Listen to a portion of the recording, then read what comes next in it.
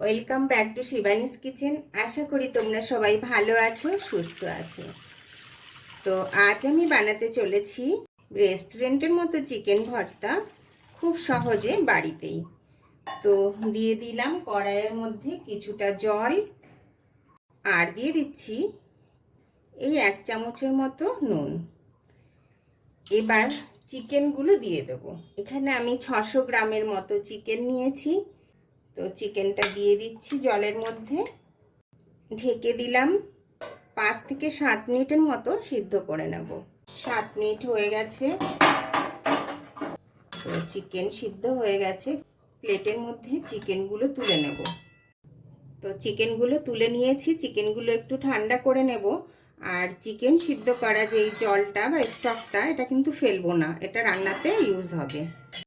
চিকেনটা ঠান্ডা হতে হতে মশলাটা বানিয়ে নেব। তো নিয়ে নিলাম একটা গ্রাইন্ডার জার, আর দিয়ে দিচ্ছি 2টো মাঝারি সাইজের পেঁয়াজ। এবার পেস্ট করে নেব। তো পেঁয়াজটা পেস্ট হয়ে গেছে, এটা নামিয়ে নেব।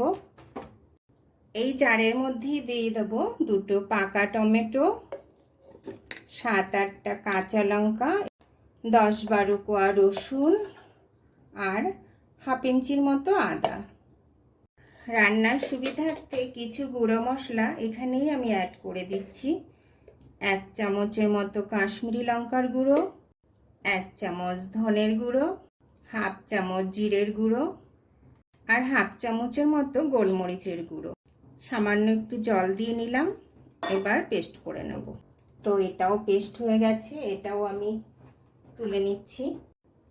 এবার ওই জারের মধ্যেই আবার দিয়ে দিচ্ছি 10টার মতো কাজু আর 2 চামচ চার মগজ। কাজু আর চার মগজটা একটুখানি পেস্ট করে নিয়েছি, দেখো এরকম হয়েছে। এবার এর মধ্যে দিয়ে দেব 2-3 চামচের মতো টক দই, তাহলে পেস্টও ভালো হবে আর টক দইটাও একসঙ্গে ফেটানো হয়ে যাবে। তো পেস্ট হয়ে গেছে। সমস্ত মশলা মোটামুটি রেডি করে নিয়েছি। তো চিকেনটা ঠান্ডা হয়ে গেছে। আমি নিয়ে নিয়েছি 2টো কাঁটা চামচ। চিকেনটাকে না এইভাবে ছোট ছোট করে ছাড়িয়ে নিতে হবে। তো আমি সমস্ত চিকেনটা এভাবে ছাড়িয়ে নিচ্ছি। তো দেখো আমি পুরো চিকেনটা কিন্তু ছাড়িয়ে নিয়েছি, আর এগুলো হাড় বেরিয়েছে। তো কড়াই গরম হয়ে গেছে। এবার দিয়ে দেব 3-4 চামচের মতো সাদা তেল। তোমরা চাইলে কিন্তু রান্নাটা সর্ষের তেলেও করতে পারো। তেল গরম হয়ে গেছে। তেলের মধ্যে দিয়ে দিচ্ছি 2টো তেজপাতা, 2টো শুকনো লঙ্কা, আর গোটা গরম মশলা। গোটা গরম মশলার মধ্যে দারচিনি, এলাচ, লবঙ্গ, আর দিয়ে দেব সামান্য একটু জিরে, সামান্য একটু নুন, যাতে করে তেলটা না ছিটে আসে। পেঁয়াজ বাটা, এখানে আমি 2টো পেঁয়াজ বেটে নিয়েছি। পেঁয়াজটা একটু ভালো করে ভেজে নেব। গ্যাসের ফ্লেমটা কমিয়ে নিলাম। পেঁয়াজের মধ্যে দিয়ে দিচ্ছি 1 চামচের মতো চিনি। চিনিটা মিশিয়ে পেঁয়াজটা ভালো করে ভেজে নেব। পেঁয়াজটা ভাজা হয়ে গেছে, দেখো দেখেই বোঝা যাচ্ছে। এবার দিয়ে দেব এই মশলাটা। এখানে টমেটো, লঙ্কা, আদা, রসুন, এই সমস্ত কিছু কিছু গুঁড়ো মশলা রয়েছে। সামান্য একটু চিকেন সিদ্ধ করা জল দিয়ে দিলাম, বা চিকেন স্টক, যাতে করে মশলাটা খুব ভালোভাবে কষানো যায়, বাট পুড়ে না যায়। মশলা কষাতে কষাতে এর মধ্যে দিয়ে দিলাম একটা বাটারের টুকরো। এটাও ভালোভাবে কষানো হয়ে গেছে। এবার দিয়ে দেবো চার মগজ, কাজু আর টক দই দিয়ে যে পেস্টটা বানিয়েছিলাম সেটা। গ্যাসের ফ্লেমটা এই সময় একটু কমিয়ে নিতে হবে। আবার 2 চামচের মতো চিকেন স্টক দিয়ে দিলাম।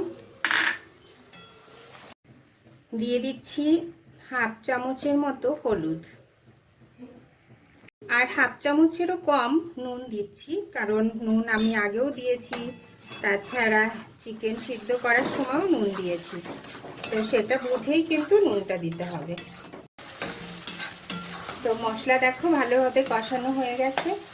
এবার সিদ্ধ করা চিকেনগুলো দিয়ে দেব।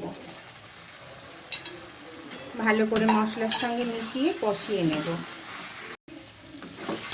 চিকেনটা ভালো করে মশলার সঙ্গে মিশিয়ে কষিয়ে নিয়েছি।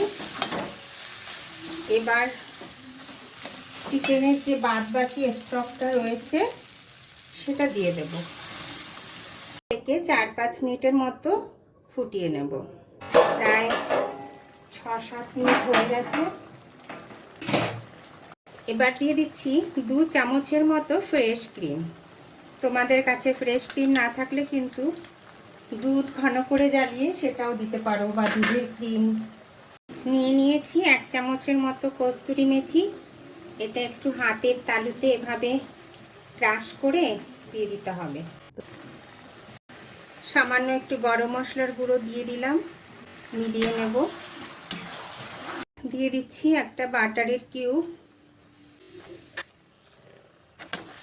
তো চিকেন ভর্তা হয়ে গেছে।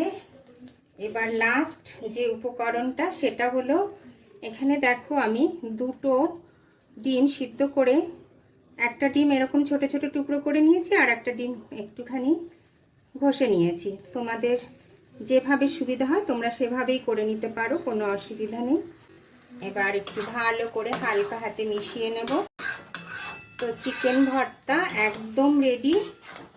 একটু ভালো করে ডিমটা চিকেনের সঙ্গে মিশিয়ে নিচ্ছি। গ্যাসের ফ্লেমটা বন্ধ করে দিচ্ছি। 2 মিনিটের মতো স্ট্যান্ডিং টাইম দিয়ে প্লেটিং করে নেব। রুটি, নান, পরোটা সব কিছুর সঙ্গেই কিন্তু এই রান্নাটি খুব ভালো যায়। তো আমার রান্নাটি যদি তোমাদের ভালো লেগে থাকে, লাইক, শেয়ার অ্যান্ড কমেন্টস করে জানাতে ভুলো না কিন্তু। ধন্যবাদ।